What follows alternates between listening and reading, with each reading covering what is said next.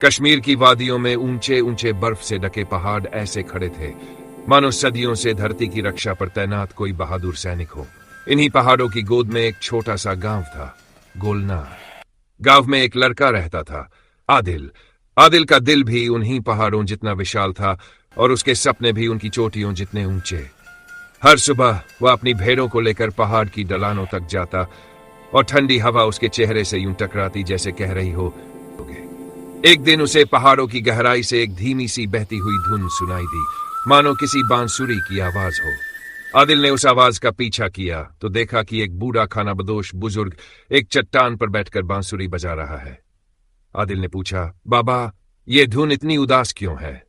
बूढ़ा मुस्कुराकर बोला, बेटा, पहाड़ खुशियों को छुपा कर नहीं रखते, बस हर दुख और हर दुआ को अपने सीने में समेट लेते हैं। जब हवा चलती है तो पहाड़ वह सब दुनिया को पहली बार समझा कि पहाड़ कभी खामोश नहीं होते। उनके भीतर कहानियां, आंसू और उम्मीदें सब सुरक्षित रहती हैं। समय बीतता गया।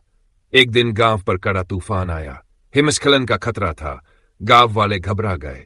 आदिल ने हिम्मत करके पहाड़ की चोटी पर जाने का फैसला किया ताकि देख सके कि बर्फ कहां कमजोर हो रही है। वह ठंडी हवा, फिसलन और धुंध के बीच चढ़ता गया।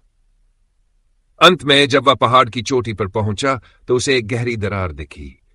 वह तुरंत नीचे उतरा और गांव वालों को चेतावनी दी। लोग सुरक्षित स्थानों पर चले गए और कुछ घंटों बाद बर्फ का विशाल टुकड़ा नीचे गिरा, लेकिन किसी को कोई नुकसान नहीं पहुंचा।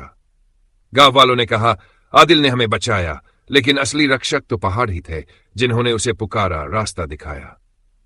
उस दिन के बाद आदिल समझ गया कि पहाड़ सिर्फ पत्थर नहीं होते, वे गुरु भी हैं, रक्षक भी और दोस्त भी।